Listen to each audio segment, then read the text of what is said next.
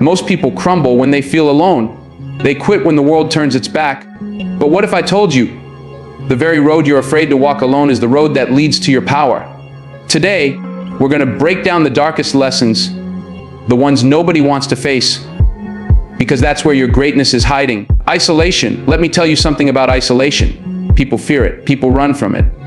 The moment they feel alone, the moment they feel like no one's clapping for them, no one's walking beside them, no one's validating them, they panic. But you see, isolation isn't a curse. Isolation is the test. It's the furnace where greatness is forged. If you can't walk alone, you'll never walk into your destiny. Now listen carefully. Anybody can shine when they've got people cheering for them. Anybody can put in the work when their name is trending, when their phone is blowing up with praise, when they've got an audience watching every move. But the real test of character is what you do when the applause is gone, when the room is empty, when your so-called friends stop answering. That's when you find out if you were serious about this or if you were just addicted to the spotlight. I'll tell you the truth, every man, every woman who ever reached greatness, they walked a road alone. They suffered in silence. They were ridiculed, they were misunderstood, and they were abandoned. And yet they kept walking. Why? Isolation is the environment where you strip away the noise. It's where distractions die. It's where you start to hear the only voice that really matters, the voice inside you. See, most people want comfort. They want company. They want somebody to hold their hand while they chase a dream. But the dream doesn't work like that. If you want to stand tall, if you want to build something eternal, you must pass through that valley of silence. That place where it feels like the whole world has forgotten you. And here's the beauty of it. The world doesn't need to see you right now. Because the work you're doing in the dark, that work is not for them. It's for you. When you're isolated, you face yourself. No masks, no audience, just you. And that's terrifying for most people. They don't want to look in the mirror too long. They don't want to wrestle with their own flaws, their own weaknesses, their own demons. But isolation forces you to. It demands that you confront the parts of yourself you've been running from. And only by facing them, only by breaking them down, can you rebuild into someone unshakable. Think about it. Diamonds are made under pressure, but they're also formed in isolation deep in the earth, where nobody can see them. Seeds sprout in the dark before they ever touch the light. A soldier trains behind closed doors before he ever steps on the battlefield. Greatness is always born in secret, not in public. And the secret chamber of your greatness is isolation. Now, I know what you're thinking, but it hurts, Denzel. It hurts to feel alone. It hurts to walk without company. It hurts when nobody believes in me. And you're right. It does hurt. That's the point. That pain is not punishment. It's preparation. Because if you can't handle the pain of being alone, how will you handle the pressure of leading others? If you can't withstand the silence of the empty road, how will you withstand the noise of the spotlight when it finally arrives? The ones who survive isolation, they learn something the world can never take away from them. They learn self-reliance. They learn resilience. They learn that even if every voice goes silent, they can still push forward. That's power. That's independence. That's greatness. Because when you've walked the road alone and survived, nobody can threaten you with loneliness again. The truth is, people will come and go. Friends will fade. Fans will disappear, applause will die out. And if your strength depends on their presence, you will collapse the moment they're gone. But if your strength was built in solitude, if it was built while nobody was watching, then it will endure no matter who walks away. So when life isolates you, don't curse it. Don't fight it. Don't beg for company. Embrace it. Walk that road with your head high. Because isolation is not weakness. It is training. It is not punishment. It is preparation. And the road you walk alone is the road that proves who you are. Discipline over comfort. That's the choice. That's the war. Every single day, you wake up and you've got a decision to make. Do I choose what's easy? Or do I choose what's necessary? Do I feed my comfort? Or do I feed my destiny? And make no mistake about it, those two will never live in the same house. Comfort is a thief. It looks good, it feels good, but it robs you blind. Discipline? Discipline is the landlord of greatness. You pay your rent to discipline yourself every single day if you want to own your dream. Now hear me on this. Comfort is seductive. It whispers to you, stay in bed a little longer. Skip the work just this once. Nobody's watching, so it doesn't matter.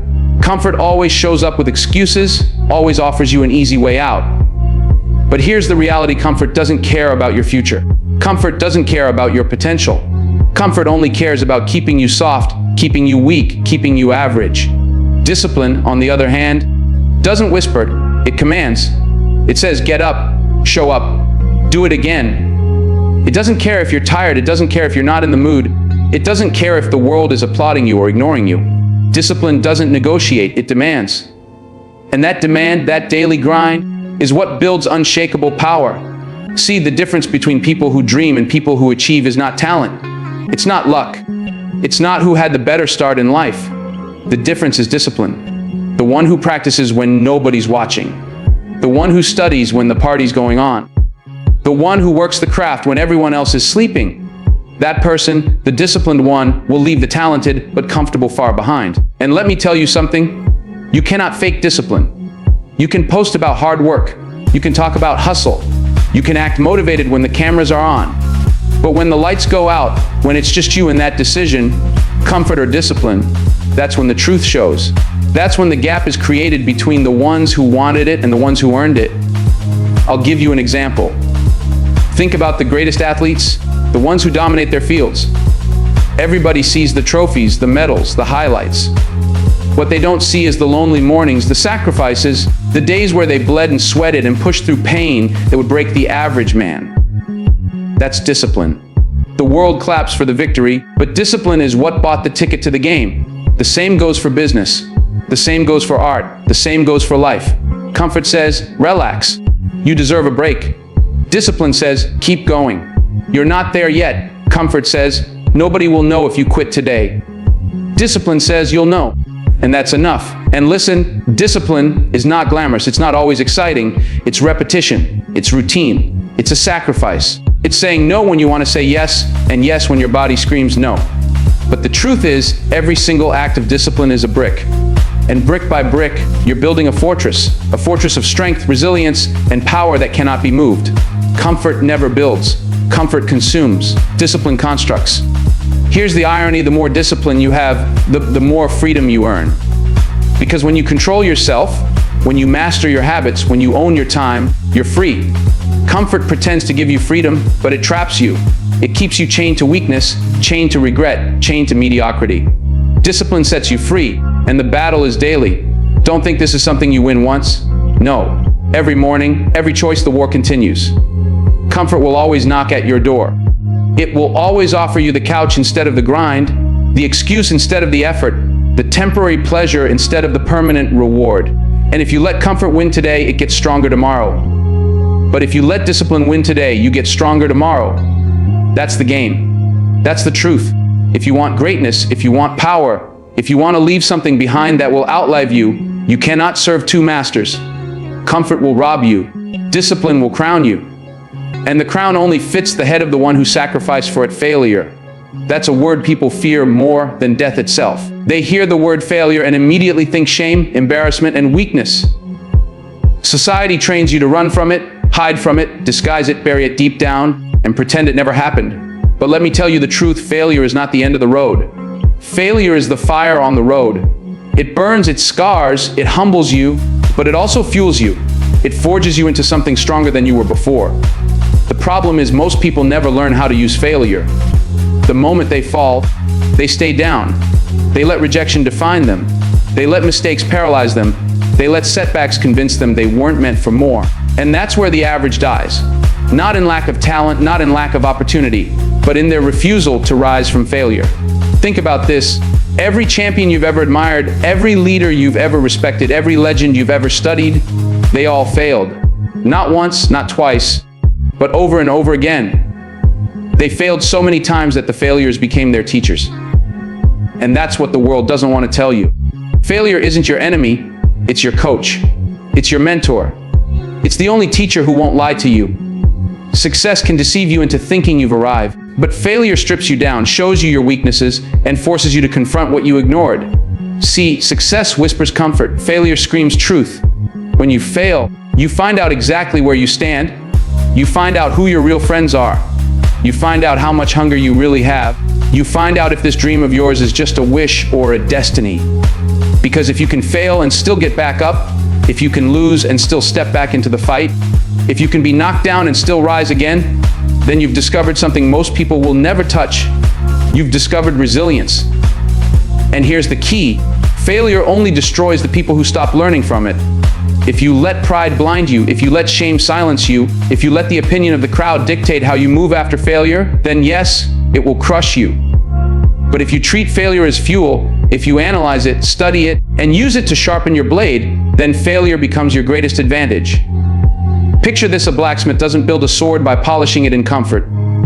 He hammers it, he bends it, he puts it through fire again and again. That metal screams under the heat, but with every round of fire and hammering, it becomes sharper, stronger, unbreakable. That's what failure does to you. It puts you through fire so that when the moment comes, you're ready, you're prepared, you're untouchable.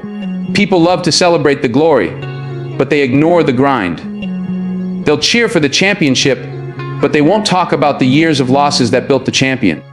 They'll admire the masterpiece, but they'll never mention the thousands of mistakes the artist made on the canvas before he got it right. They'll worship the success story, but they'll erase the failures that wrote the real chapters. But you can't erase them. You've got to embrace them, because failure is not the opposite of success, it's the foundation of it. You have to rewire your mind to see failure differently. When you fall, don't ask, why me? Ask, what is this teaching me? When you lose, don't drown in the pain. Dig into it. What lesson is hidden in that wound? What truth is being revealed in that rejection? What skill is being demanded from you that you haven't developed yet? Because failure doesn't show up to kill you. It shows up to introduce you to the stronger version of yourself. And remember, this failure is not permanent. It feels permanent when you're in it, when the sting is fresh, when the embarrassment cuts deep, when the weight of disappointment crushes your chest. But time passes, the wound heals. And if you're wise enough to use that scar as a reminder, not a prison, you'll rise higher than you ever imagined. I've seen too many people quit too early. They had the talent, they had the dream, they even had the opportunity. But the first taste of failure broke them. They took it personally. They thought it meant they weren't good enough. They didn't realize failure is not a verdict, it's a training ground. If you quit at failure, you never graduate to success. The ones who win, the ones who last, they use failure as fuel. They take the rejection letters, the missed shots, the broken attempts, the public embarrassments, and they turn them into drive.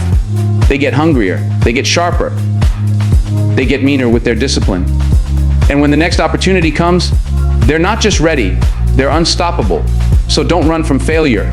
Don't hide it. Don't let the world shame you for it. Step into it, own it, let it burn you, but let it teach you.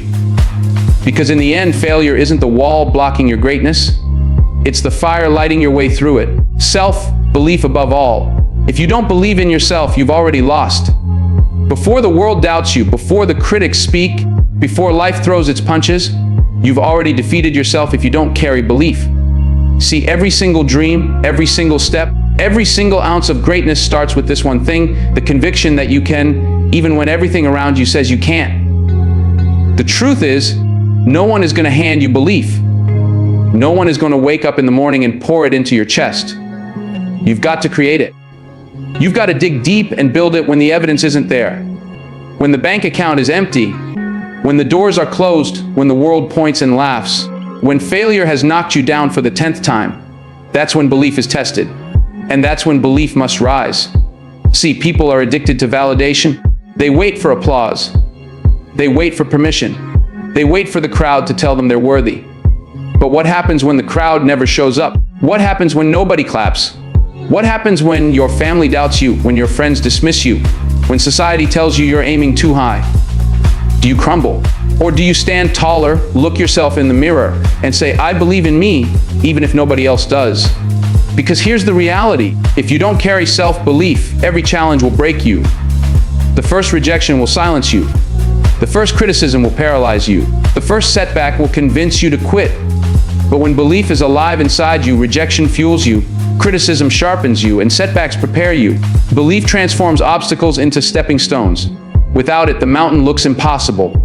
With it, the mountain becomes your training ground. Understand this? Self-belief is not arrogance. It's not pretending you're perfect. It's not walking around with fake confidence. Self-belief is quiet, it's steady, it's rooted. It's the inner voice that says, no matter how long this takes, no matter how dark this road gets, I will not break, It's not about convincing others, it's about convincing yourself. Because once you truly believe, your actions follow, and when your actions follow, the results come. You can borrow knowledge, you can borrow skills, you can borrow money, but you cannot borrow belief. It can't be transferred, it can't be gifted, it can't be sold. You have to build it brick by brick, through every lonely night, through every failure, through every scar. And when you've built it, it becomes a shield. People can doubt you, laugh at you, walk away from you, but they cannot take it from you. And make no mistake, life will test this belief. It won't test it in the easy moments, it won't test it when everything is going right. It will test it when the storms hit, when the lights go out, when the doors slam in your face. That's when self-belief separates the dreamers from the doers. Anyone can believe when the sun is shining. The question is, can you still believe when it's midnight and you're the only one left standing? History is filled with stories of men and women who were counted out, laughed at, and underestimated. They didn't have the resources, they didn't have the support, they didn't have the approval. But they had one thing, belief. And that belief carried them through the fire, through the ridicule, through the rejection. Until one day, the world had no choice but to acknowledge what they had always known within themselves. But here's the catch, nobody is coming to save you. Not your parents, not your friends, not your mentors. Help may come, guidance may come, but the core, the foundation must be you. Because if your belief depends on them, the moment they leave, your belief crumbles. But if it's rooted in you, if it's unshakable, then you can lose everything. Money, status, followers, and still rise again. Belief is not built overnight. It grows every time you keep a promise to yourself. Every time you show up when you don't feel like it. Every time you choose discipline over comfort. Every time you rise from failure. That's how you build it, through action. And once you've built it, it becomes a cycle. Belief fuels action, action fuels results, results reinforce belief. That cycle, once it starts, is unstoppable. So let me ask you, when the lights go out, when the crowd disappears, when all you have left is you, do you believe? Because at the end of the day, self-belief above all is the foundation. Without it, every setback is a dead end. With it, every setback is just another step on the road to greatness. So what have we learned? That some roads you must walk alone. Because solitude is the furnace that shapes greatness. That discipline must rise above comfort, because comfort keeps you weak while discipline makes you strong. That failure is not the end, but the fire that fuels you, the scar that teaches you, the pain that prepares you. And that, above all, self-belief is the foundation, the unshakable core that no storm, no critic, no rejection can destroy. Life will test you. It will strip you. It will isolate you. It will demand sacrifice. It will break you down to nothing just to see if you dare to rebuild. And in those moments, when the world is silent and the road is dark, you must remember, greatness was never meant to be easy. Greatness is not given, it is earned. It is forged in the shadows, strengthened through fire, and crowned by the hands of those who never quit. So walk the road, embrace the solitude, choose discipline over comfort, use failure as fuel. Believe in yourself above all, because when you rise from that, when you step out of the dark into the light, you will carry a power no one can take away from you. That's the road. That's the lesson. That's the truth.